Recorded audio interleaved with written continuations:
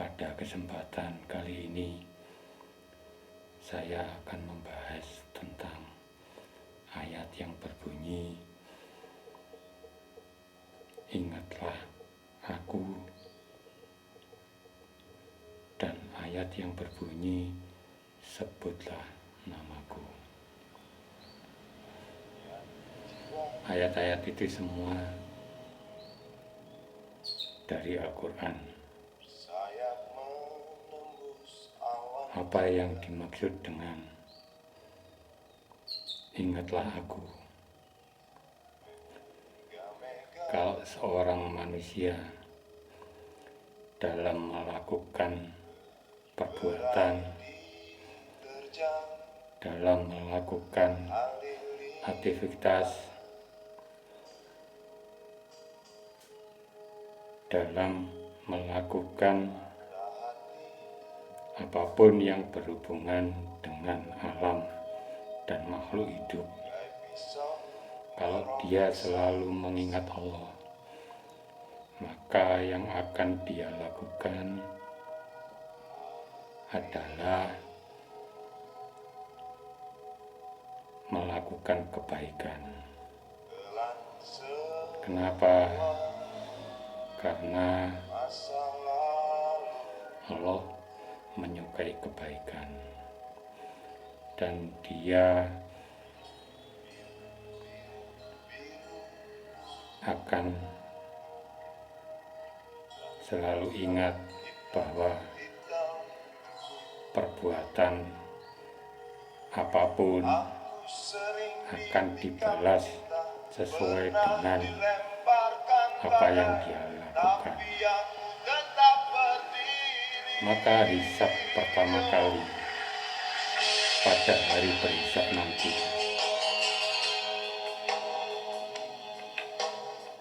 adalah hisab moral, di mana orang yang melakukan kebaikan akan dibalas oleh Allah akan kebaikan juga, akan diberikan surga. Dan manusia-manusia yang suka mengkhianati rakyat,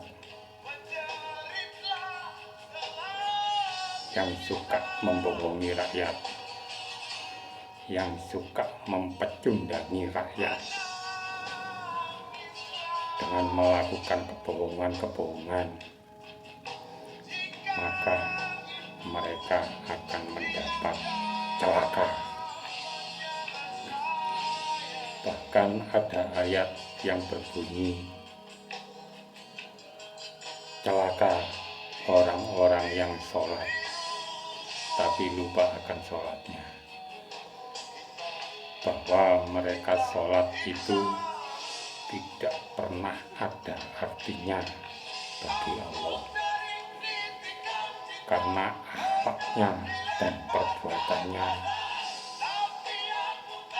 bejat. Itu sudah dilakukan oleh mayoritas pejabat di negeri ini, dan Jokowi pernah mengatakan bahwa tidak ada visi menteri, yang ada adalah visi presiden. Artinya semua kerusakan yang berada di negeri ini itu tanggung jawab presiden dan para pembantunya, karena mereka adalah para penjilat. Mereka membohongi rakyat, mereka mengkhianati rakyat untuk kepentingannya sendiri.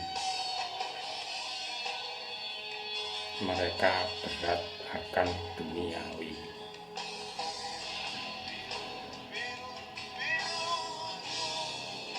Dan di dalam Al-Quran itu pun ada.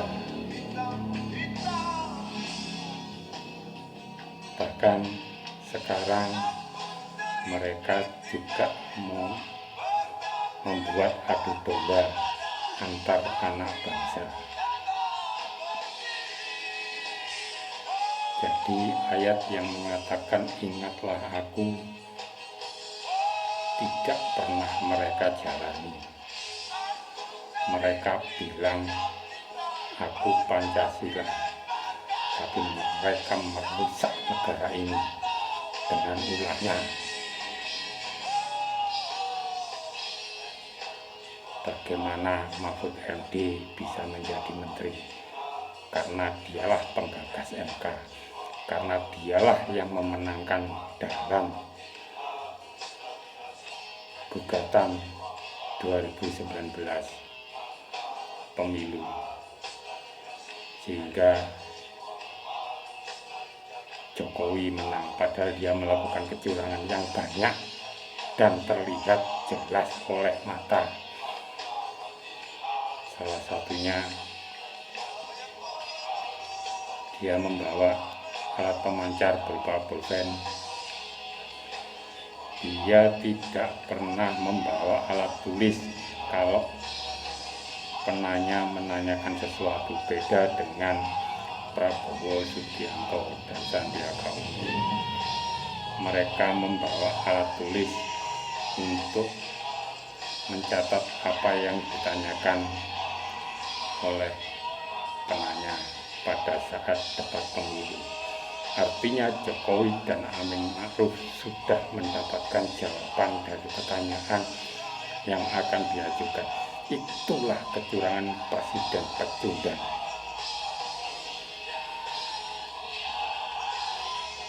Bagaimana saat Kaisang dan Gibran terindikasi korupsi tidak pernah diungkap. Bagaimana kejadian pada saat pemilu 2019 500 orang lebih meninggal di TPS, itu pun tidak pernah diungkap siapa otak sebenarnya. Bagaimana Laskar FPI yang terbunuh itu pun tidak pernah diungkap. Dan masih banyak lagi pembunuhan-pembunuhan yang lain. Trisakti, siapa otak dari Trisakti, nanti akan kita ungkap. Dan kasus terakhir, kasus sepak bola Kanjuruhan, sampai sekarang tidak pernah diungkap. Itulah akhlak Jokowi, manusia yang mengkhianati negara.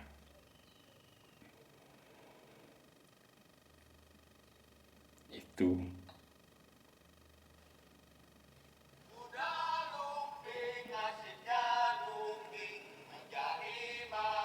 juga dilakukan oleh para menterinya. Sri Mulyani, hati-hati kamu, waktumu sudah habis. Nadiem Makarim membuat kerusakan di dunia pendidikan. Kenapa dia bisa menjadi menteri? Karena dia menguasai teknologi pemancar. Dan masih banyak lagi kelicikan-kelicikan Jokowi dan para pegundal-pegundalnya. Apakah kalian kira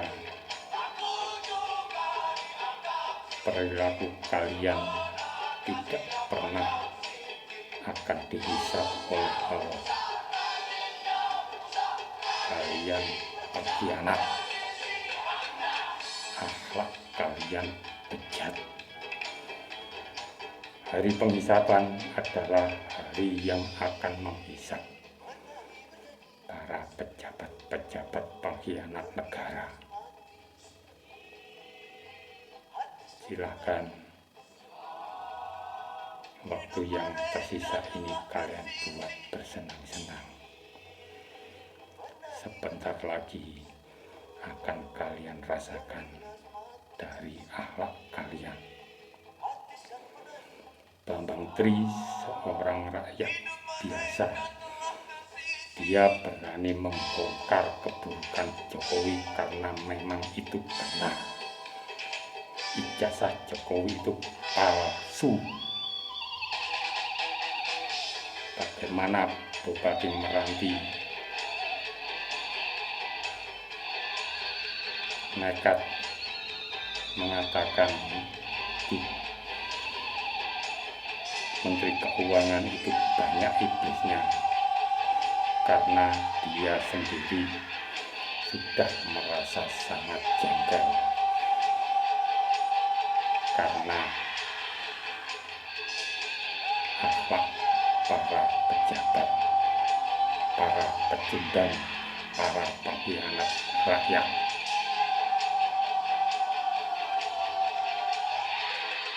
Kalian sudah membuat negara ini hancur. Zaman kegelapan sudah terjadi.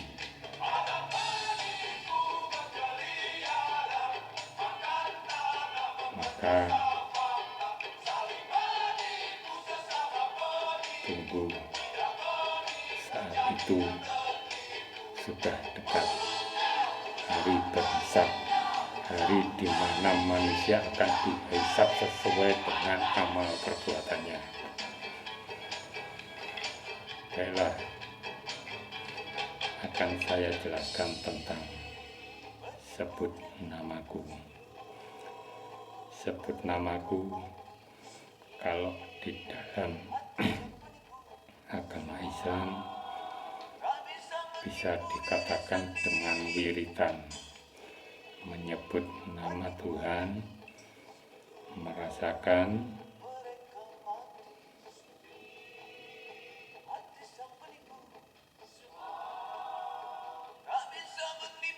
dan menyadari bahwa Allah pembuat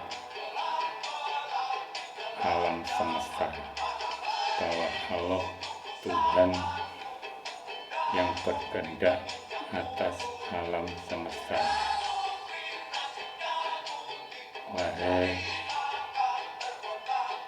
kaum muslimin yang masih ingat akan Allah, kalau kalian ingin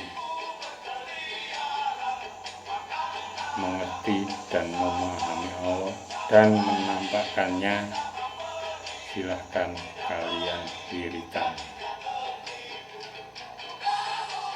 Kiblat manusia itu ada di hati, bukan di Ka'bah, bukan di rumah Allah, Baitullah. Allah, saya tidak punya rumah. Kalau kalian wiritan, semoga Allah menampakkan wujudnya, karena Allah saya bentuknya energi, Tuhan yang Maha Esa.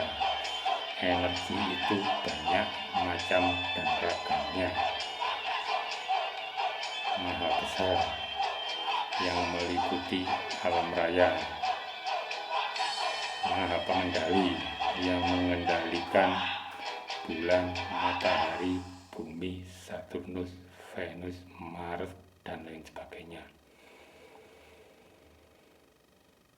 Dan maha pengasih lagi maha penyayang. Maka berpikirlah, wahai kaum muslimin, akan Tuhanmu